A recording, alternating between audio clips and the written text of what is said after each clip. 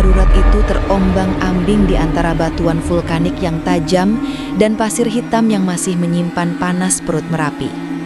Angin gunung mengaum panjang, seolah mengiringi langkah panik 5 orang yang turun terburu-buru dari ketinggian 2.300 meter. Di atas tandu, Bagas terbaring tak sadar. Bibirnya pucat kebiruan. Setiap kali napasnya tersengal, satu nama keluar lirih dari selah giginya yang gemetar. "Wati, jangan ke sana.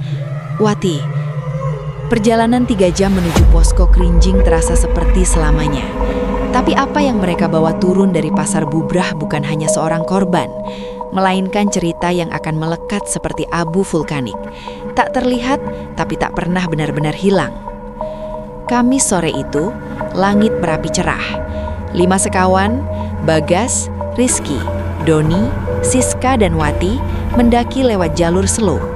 Target mereka hanya Pasar Bubrah, tempat legendaris di bawah puncak, lapangan luas berpasir hitam yang katanya menawarkan sunrise terbaik. Sesampainya pukul 16, pemandangan benar-benar memesona. Hamparan pasir luas dikelilingi sisa-sisa gugusan letusan lama. Kawah Woro mengepulkan asap tipis, seperti napas raksasa yang tertidur. Mereka mendirikan 2 tenda dan menyalakan api kecil. Seorang pendaki parubaya yang hendak turun sempat berhenti. "Nginep di sini?" tanyanya pelan. "Iya, Pak, mau lihat sunrise," jawab Rizky santai. Lelaki itu menatap ke arah barat, ke jurang yang mulai ditelan kabut. "Kalau dengar suara dagang, jangan dituruti. Itu bukan pasar manusia." Tak ada tawa, tapi mereka saling berpandangan, lalu mengabaikannya. Malam turun terlalu cepat. Suhu jatuh drastis. Angin berubah arah. Api unggun mereka sempat padam lalu menyala lagi tanpa disentuh. Lalu terdengar suara pertama. Tok, tok, tok. Suara lesung ditumbuk. Pelan, teratur. Di ketinggian 2.300 meter. Tak ada sawah, tak ada padi. Suara itu berubah. Kini terdengar gemerincing uang logam, suara wajan beradu, riuh percakapan samar, seperti pasar malam. Tapi suara itu datang dari arah jurang. Dari dalam tenda, Wati menjerit. Mereka berlari. Wati duduk kaku, matanya membelalak ke arah pintu tenda. Ada perempuan, jongkok di luar, mukanya putih, matanya hitam semua. Suaranya bergetar. Dia senyum, terus jalan ke jurang. Hening.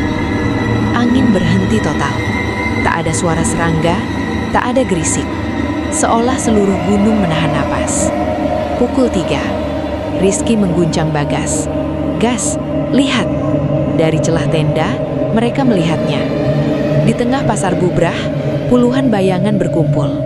Mereka seperti manusia tapi tidak sepenuhnya. Tubuh mereka melayang beberapa senti dari tanah. Gerakan mereka tidak sinkron. Kepala mereka kadang-kadang menoleh terlalu cepat seperti patah, lalu kembali lurus.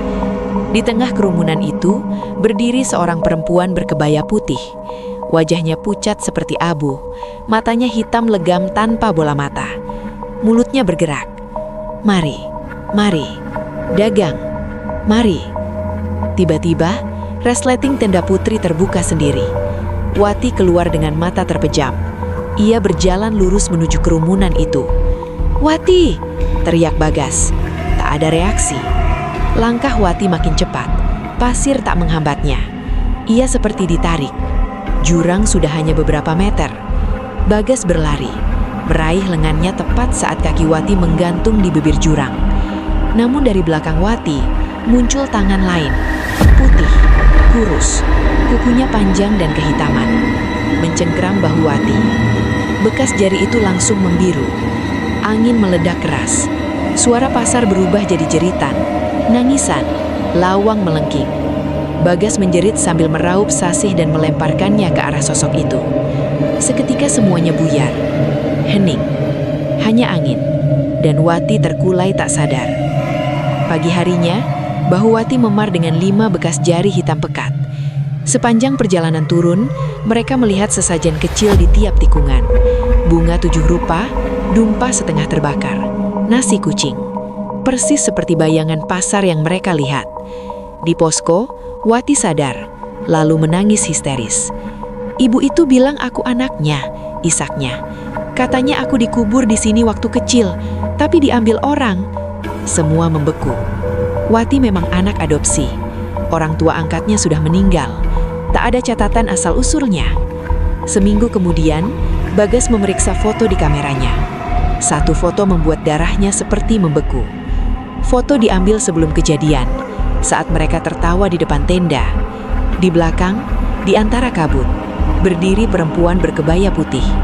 Wajahnya buram, tapi jelas terlihat selendang merah di pundaknya. Selendang yang sama yang dipakai Wati malam itu. Tapi di foto tersebut, Wati sedang duduk di samping api. Siapa yang berdiri di belakangnya? Sejak malam itu, beberapa pendaki mengaku mendengar suara lesung ditumbuk di Pasar Bubrah. Ada yang melihat bayangan seperti orang berjualan saat kabut turun tiba-tiba. Penduduk lereng punya satu pesan sederhana. Jika mendengar suara dagang di atas jam 2 malam, jangan menjawab, jangan menoleh, dan jangan pernah berjalan ke arah barat. Karena Pasar Bubrah bukan sekedar lapangan di bawah puncak. Di sana, ada pasar yang tak pernah bubar. Dan para pedagangnya masih menunggu pembeli berikutnya.